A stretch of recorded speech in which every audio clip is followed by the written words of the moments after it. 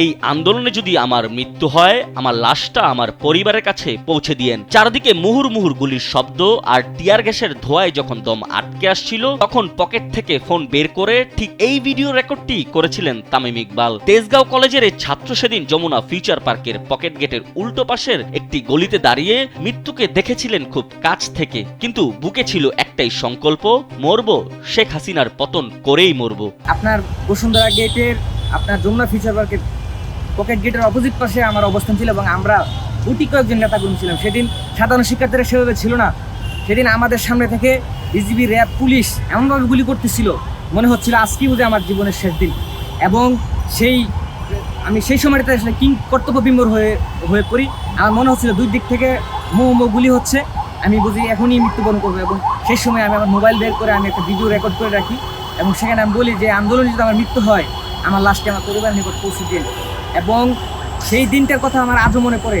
2024 সালের জুলাই গণ অভ্যুত্থানে রাজধানীর বসুন্ধরা বাড্ডা এলাকায় ছাত্রদলের এই নেতার বীরত্ব ও বেঁচে ফেরার গল্প রূপকথার চেয়েও রোমাঞ্চকর। 2 বছর পর কালবেলার প্রতিবেদকের সঙ্গে সেই ভয়ার্থ ও গৌরবোজ্জ্বল দিনগুলোর স্মৃতিচারণ করেন শিক্ষার্থী তামিম ইকবাল। পুলিশের নির্মম নির্যাতন ও গুলিবর্ষণের কথা স্মরণ করে তামিম ইকবাল আরও বলেন, চারদিকে যেন নীরব আতঙ্ক বিরাজ করছে বলে মনে হয়েছে। সেদিন মৃত্যুকে খুব কাছ থেকে দেখেছিলাম। দেখেন, অবশ্যই হয়েছে। আমাদের প্রত্যেকটা সময় এবং প্রত্যেকটা সময় কেটেছে ভয় এবং আতঙ্কের মধ্য দিয়ে। এই 27 জুলাই আমরা সেখান থেকে এই শান্তিপূর্ণ আন্দোলন করে বাসায় ফেরার পথে ব্যাঙ্গেশিয়ার মোড়ে উৎপেতে থাকা বাটারা থানার পুলিশ আমাদেরকে সাপের মতো পিটায় এবং আমাদের উপরে যে নির্মমতা এবং বর্বরতা চালিয়েছিল, সেটা মধ্যযুগের বর্বরতাকে আপনার ম্লান করে দিয়েছিল। আমাকে বেদরক সাপের মতো পিটায় এবং আমাদের অনেক সহযোদ্ধাকে সেদিন পিটিয়ে আহত করা হয়েছিল এবং অনেকেই সেদিন গুলিবিদ্ধ হয়েছিল এবং সেখান থেকে কোনোভাবে আপনার বেঁচে ফিরি। জুলাই যোদ্ধা তামিম ইকবালের পরিবারও তার জন্য ভয় পায়, চিন্তায় ভেঙে পড়ে। তবে তামিমের সংকল্প ছিল, মরব, শেখ হাসিনার পতন করেই মরব। গ্রামগঞ্জে ছড়ে পড়ে তখন কিন্তু আমার পরিবার আসলে উদ্বিগ্ন হয় যে আমার ছেলে বা আমি আন্দোলনে যাচ্ছি কিনা। এক পর্যায়ে তারা খোঁজ নেন, আমি ওনাদেরকে বলি যে আমি আন্দোলনে যাচ্ছি এবং ওনারা যখন সোশ্যাল মিডিয়া এবং নিউজের মাধ্যমে দেখতে পায় যে হেলিকপ্টার থেকে গুলি হচ্ছে, সাধারণ শিক্ষার্থীদেরকে পাখির মতো গুলি করে হত্যা করা হচ্ছে, তখন ওনারাও আমাকে বাধা দেন যে আন্দোলনের জন্য না যাই। কিন্তু আমি আমার জীবনের মায়া তখন হারিয়ে ফেলি।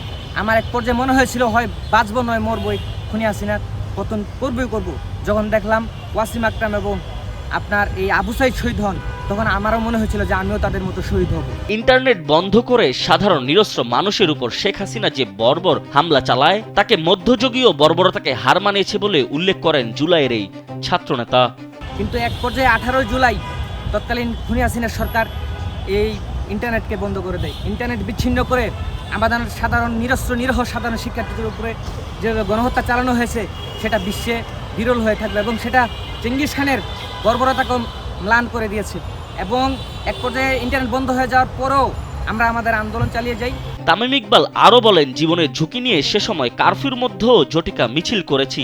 ওই দিনগুলো সহজ ছিল না। নির্মম গণহত্যা ও আন্দোলনের নগরীতে পরিণত হয়েছিল বসুন্ধরা গেট এলাকা। বসুন্ধরা আবাসিক এলাকায় সেখানে আমরা জড়ো হই। খুব অল্প কয়েকজন মানুষ ছিলাম, সামনে সেনাবাহিনী ছিল, ওনারা ফাঁকা গুলি ছুটছিল। এখান থেকে দেখি যে আপনার নর্থ বিশ্ববিদ্যালয়ের সামনে পুলিশ আপনার সাধারণ শিক্ষার্থীর উপরে গুলি চালাচ্ছে এবং আমরা সেখানে ছাত্র জনতাকে একত্রিত করে এক পিছন দিয়ে আমরা তাদেরকে প্রতিহত করতে যাই। ওনারা আমাদের উপরেও গুলি চালায়। তখনও আপনার একটা জীবন মৃত্যুর সন্ধিক্ষণ থেকে ফিরে আসে এবং আমার চোখের সামনে দেখলাম আমার অনেক সহযোদ্ধা গুলিবিদ্ধ হয়ে রাস্তায় আপনার পড়ে রয়েছে। আমাদের সঙ্গে আন্দোলনে অংশ নেওয়া অনেকেই আমাদের মাঝে নেই। তারা পুলিশের গুলিতে শহীদ হয়েছেন। তৎকালীন প্রধানমন্ত্রী শেখ হাসিনাকে হটানোই ছিল আমাদের একমাত্র স্বপ্ন। আমাদের উদ্দেশ্য কোটা সংস্কার ছিল না। আমাদের যে উদ্দেশ্য ছিল, যে বরাবর যে উদ্দেশ্য ছিল, সেটা হচ্ছে খুনি হাসিনার পতন বা এই ফ্যাসিস্ট সরকারের উৎখাত। এবং সেটাকে মাথায় রেখে আমরা এই আন্দোলনটাকে আপনার সামনের দিকে এগিয়ে নিয়ে যাই। আমাদের উদ্দেশ্য ছিল কোনো একটা আন্দোলনের মধ্য দিয়ে একটা গণ অভ্যুত্থান সৃষ্টি করা এবং সেই গণ অভ্যুত্থানের মধ্য দিয়ে এই স্বৈরাচার হাসিনার পতন ঘটানো। জুলাই আন্দোলনের সবচেয়ে বড় অর্জন হিসেবে শেখ হাসিনার পতন আর 17 বছরে ফ্যাসিবাদের আগ্রাসনের পতনকেই বড় করে দেখছেন তামিম। এই আন্দোলনের সবচেয়ে বড় অর্জন হচ্ছে এই একটা ফ্যাসিস্ট সরকারের পতন। যে ফ্যাসিস্ট আমাদের ঘাড়ে চেপে বসেছিল বছরের পর বছর। আমাদের গণতন্ত্র, আমাদের বাক স্বাধীনতা, আমাদের ভোটারদেরকে হরণ করে আমাদের উপরে একটা অভিশাপের মতো চেপে বসেছিল। আমরা সেই খুনি হাসিনার পতন করতে সক্ষম হয়েছি, তবে এর জন্য আমাদেরকে অনেক রক্ত এবং অনেক লাশের উপর দিয়ে যেতে হয়েছে, এবং দীর্ঘ 17 বছর যে আন্দোলন ছিল এটা কিন্তু তারই ফসল। জুলাই আন্দোলনের কেউ কেউ এসেছিলেন নিজের অধিকার প্রতিষ্ঠা করতে, তবে যখন নিজের টাকায় কেনা বুলেট নিজেদের বুকে ছোড়া হচ্ছিল তখন এই বর্বরতাকে বৃদ্ধাঙ্গুলি দেখিয়ে পুলিশের সামনে বুক চিতিয়ে দিয়েছিলেন, এমনটাই বলছেন জুলাইয়ের এই নীরব সাক্ষী। পাশাপাশি জুলাই আন্দোলনের চেতনাকে ধরে রাখার আহ্বান জানান তিনি। দেখেন, এই আন্দোলনটা কেউ কেউ এসেছিলেন কোটা সংস্কারের জন্য, নিজের অধিকার প্রতিষ্ঠার জন্য, কিন্তু উনি যখন এসে দেখলেন ওনার নিজের টাকার কেনা গুলি ওনার উপরে ছোড়া হচ্ছে, ওনার রক্তে কালো পিচ ডালার রাস্তা ভিজে লাল হয়ে যাচ্ছে, তখন কিন্তু এই নাগরিক বা শিক্ষার্থী আশাহত হয়েছেন, এবং অনেকেই কিন্তু আপনার ব্যথিত হয়ে জীবন দিয়ে দিয়েছেন, পুলিশের সামনে গিয়ে বুক চিতিয়ে দিয়েছেন। এরকম ঘটনা আমরা দেখেছি, বেঁচে থাকার ইচ্ছা হারিয়ে ফেলেছিলেন। এই আন্দোলনের চেতনা ধরে রাখতে সবচেয়ে বড় কাজ হচ্ছে জুলাইয়ের যে অর্জন রয়েছে, যে স্পিরিট রয়েছে সেটাকে ধারণ করা এবং সেই অনুযায়ী কাজ করে যাওয়া।